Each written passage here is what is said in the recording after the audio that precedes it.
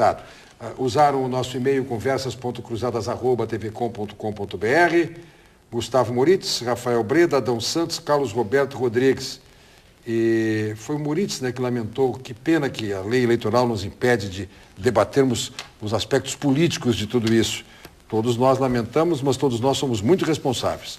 Foi a primeira advertência que fez adequadamente, a primeira lembrança que fez adequadamente o Torelli. Conversa cruzada no singular assim, ó, tá lá, ó. @conversa cruzada é o Twitter. Breve vai vir o WhatsApp. Pode esperar. E outras portas, Facebook e tudo mais. Eu tenho aqui.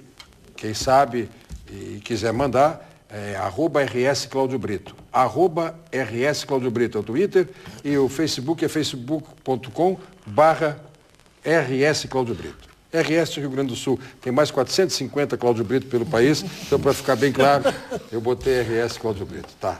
Tem um até que é pianista e bom. Diz que é um dos maiores intérpretes de Chopin. Pô. É Cláudio de Brito aquele. E tem um Cláudio Brito que jogou futebol lá em São Paulo muito bem. O Moritz falou nessa limitação da lei eleitoral. Nós estamos debatendo esta questão, brigada militar, justiça, reintegração de posse, tomadas de áreas que estão invadidas. E vamos continuar com o debate agora com 3 blocos muito menores do que o primeiro, em que nós permitimos que tudo se expandisse. Torelli, fizeste um círculo e o que é que está no meio deste círculo? Divide com a gente. Chopin? Sabe por quê? Vamos para a polonese. Não, sabe por quê? Eu vou dizer, porque o direito é uma arte. E isso, o Carlos Maximiliano registra isso lá no Hermenêutica, porque é o jeito que, na verdade, o Canelucci também dizia isso. Tu és cachoeirense? Não. Porque... Minha família de pai é aqui de Porto Alegre, mas meu pai conheceu a gringa da minha mãe e foi morar em Caxias, onde eu nasci. Até começar o URGS eu morei lá. Mas eu fui por convite do nosso amigo comum, Jaime Weingarten, desembargador. Ele é que nos convidou para lecionar lá quando ele abriu a Faculdade de Direito lá da UBRA. E aí nós lecionamos juntos lá, sim. Sabe por que eu perguntei por Cachoeira? Porque lá estivemos juntos, inesquecível período de implantação de um curso.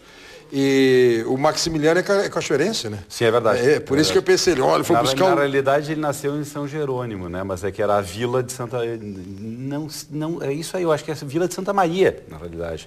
Mas quem reivindica... É que é Cachoeira do Sul. A Cachoeira do Sul deve brigar, mas é que aqui em São Jerônimo era ali na volta, né? Na volta, né? Carlos Maximiliano, o grande intérprete do direito, o grande hermeneuta. Pois é, mas por que o direito é uma arte? Tal qual, se vou tentar tocar Chopin, vai ser um desastre. E falaste que tem um homônimo teu que toca brilhantemente. A partitura é a mesma. O texto da Constituição é a mesma. E hoje a moderna hermenêutica filosófica ela coloca bem claramente que a Constituição é um texto em aberto. E até uma brincadeira que o pessoal faz. O atentado violento ao pudor que está lá no Código Penal de 43 era em 43. O texto é o mesmo hoje. Uma moça que fizesse topless naquela época ou hoje iria ter uma leitura diferenciada do mesmo texto. A norma, na realidade, ela é feita a partir da interpretação do texto. Esta que é a norma. Então, eu até faço questão isso, Tolguinha, de pegar e te registrar, com muita propriedade, eu concordo com a linearidade do teu raciocínio. Só que o mundo é complexo, a variedade de interesses em conflito, se nós não quisermos realmente, nós estamos falando mais de uma faixa de Gaza, nós temos que entender que esse texto em aberto ele é permanentemente interpretado, é claro que, e aí eu disse, a favor da sua tese, a propriedade ela inequivocamente é um direito subjetivo. Os direitos sociais foram uma construção justamente na superação do pós-guerra.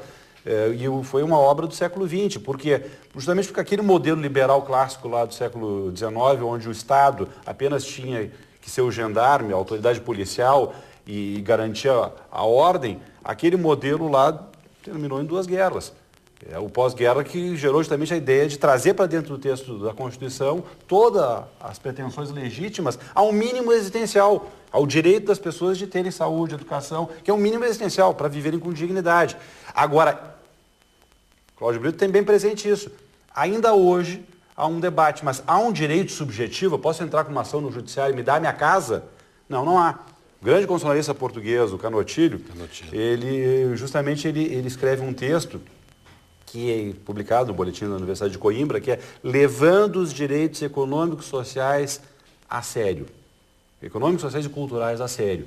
Que ele, na verdade, está parafraseando a grande obra do professor de Harvard, Ronald Dworkin, que é Taking Rights Seriously, levando o direito a sério. Ele insere, levando os direitos econômicos e sociais a sério. O que ele quer dizer com isso? que está escrito tem que ser cumprido. Não é tal qual a propriedade, que eu posso entrar com uma renda integratória de posse, com uma renda indicatória, mas necessariamente tem que haver uma política social. Por isso que existem secretarias de habitação social nos municípios, existe um programa Minha Casa Minha Vida, existe uma secretaria de habitação no Estado, porque tem que ter uma política.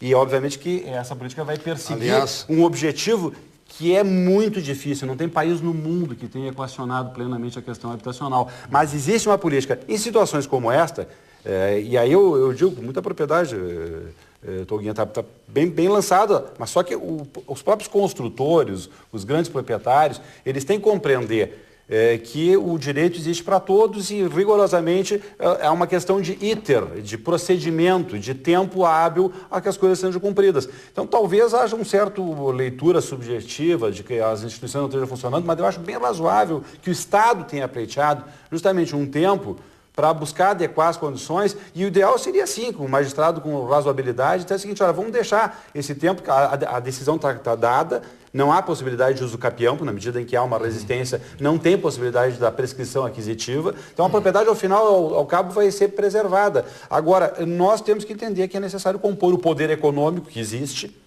com essas pretensões que são legítimas, e cabe ao Estado, na sua missão distributivista, e o conceito de distributivismo não é um conceito esquerdista, marxista, é um conceito que está lá em Aristóteles. A ideia de justiça distributiva, o papel justamente da coletividade de buscar alcançar conforme a necessidade a cada um. E esse é o papel que eu acho que as instituições têm que cumprir e, obviamente, que os proprietários têm que ter a compreensão disso. Não tem que abdicar do seu direito em hipótese alguma, eu estou sendo bem enfático nisso, ninguém está falando nisso, ninguém está dizendo que não tem que ser cumprido a liminar. Agora, eu acho que é um certo assodamento, Cláudio Brito, da tua parte, no sentido de dizer, tem que cumprir. E esse magistrado, eu acho que ele deveria também se conter um pouco, porque o magistrado que está atuando no processo, sair dando entrevista, dizendo, eu quero, foi o que tu disseste, entre aspas, eu quero que a ordem seja cumprida, ninguém está dizendo entre que a ordem... Entre aspas, de minha parte, ele não disse nesse tom, assim. Ótimo. Até porque ele é juiz. Fico aliviado.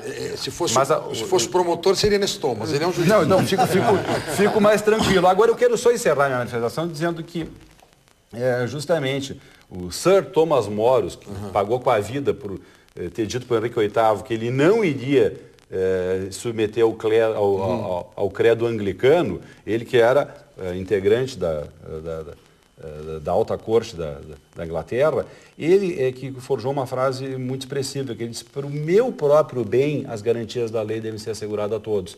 Então, nós temos que relativizar quando a gente diz o seguinte, olha, tem que ser de qualquer jeito, e temos que identificar cada situação, como o doutor Eugênio Terra colocou com propriedade. Aqui nós estamos falando de um conflito de ordem social por uma pretensão que é legítima, que está assentada na Constituição, nós temos que contemplar essa situação na sua complexidade e buscar a superação dela, que eu não tenho dúvida. Ao final e ao cabo, vai ser assegurada e restabelecida a propriedade. Até porque quero enfatizar, nunca se construiu tantas casas, habitações como nos últimos anos. Esse é o problema das limitações do período que nós estamos vivendo. E é só uma questão de cadastrar aquelas pessoas, porque ao final e ao cabo a política do Minha Casa Minha Vida vai contemplá-las. E vamos identificar eventuais oportunistas, que eu tenho experiência, Cláudio. Sempre tem. Alguém que não precisa, que não se enquadra. O secretário de Estado que falou hoje também à mídia, disse que, entre outras coisas, ao fazer o levantamento, que já deveria ter existido, esta questão, precisou eliminar a ordem para a brigada, que opa, para um pouquinho, vamos suspender, que agora nós vamos fazer o levantamento. Mas o papel de cadastrar é do município. Pois é, bom, tudo bem. Até para identificar, foi dito pelo secretário. A política social, de até para identificar, e foi citado pessoas que não têm direito aos programas sociais que estão aí e que estão lá envolvidos. Até para separar o joio do trigo. Mas tem que fazer isso. Agora, o problema não é... E não estou dizendo que o município não esteja atuando. Pelo contrário, meu amigo Fortunati não vai ficar falando. Eu só estou achando que são vários órgãos da federação que tem que cercar o problema. A Brigada Militar tem que fazer da melhor forma, mas tem que dizer, tem que chegar no gabinete do juiz. Boa tarde, doutor juiz. Eu vim aqui... Isso é ser um Arthur Moreira Lima, é ser o teu homônimo tocando Chopin, ou seja, fazendo do direito uma arte, quer ver? Como diria o piano, arte do bem e do justo, buscar a equidade. Não ficar no quartel e não responder, isso aí é um absurdo. Eu só queria contribuir, logo no início dessa invasão, eu vi justamente na Rádio Gaúcho, o pessoal falar, entrevistar alguns... E tinha uma pessoa ali que se colocou na posição de guarda. Então ele tinha listagem de todas as pessoas que estavam ali por endereço. Não, nós fizemos aqui acesso A, acesso B, ali está o fulano, meu... Então basta ir lá pedir para essa eles estão pessoa organizados que lá. boa parte planta de do loteamento. problema está claro que a resolvido. gente sabe né? que muitas vezes até se negociam espaços Sim, daqui a um com pouco, certeza. né? Mas claro que o Dr. Paulo Torelli acho que traz a questão importante a ser discutida nesse âmbito macro, porque vamos imaginar o Estado, por via dos seus 3 poderes e demais instituições, obviamente, lidar com uma sociedade brasileira extremamente diversificada, onde a gente vai ter parcela, por exemplo, indígena que não consegue entender como uma pessoa vai lá e cerca um espaço e diz, essa propriedade é minha, a partir de agora isso aqui é meu. Por outro lado, as próprias construtoras, por meio da própria especulação imobiliária hoje que a gente tem, onde a gente pega, Brito, tu, por exemplo, embaixador do samba no Rio de Janeiro, pega um apartamentinho de um dormitório num bairro como um Botafogo, 700, 800 mil reais. Mas se tiver, me avisa. E ainda um bom negócio. Tá mais. É um absurdo o que se tem hoje no país. E como imaginar que uma pessoa com salário mínimo ela possa adquirir a sua propriedade? Isso não justifica a invasão, né? Não tô. Mas como por isso que ele falou em conseguir Botafogo já. resolver essa... Copacabana é 2 milhões. Um quarto kitnet. 2 portas.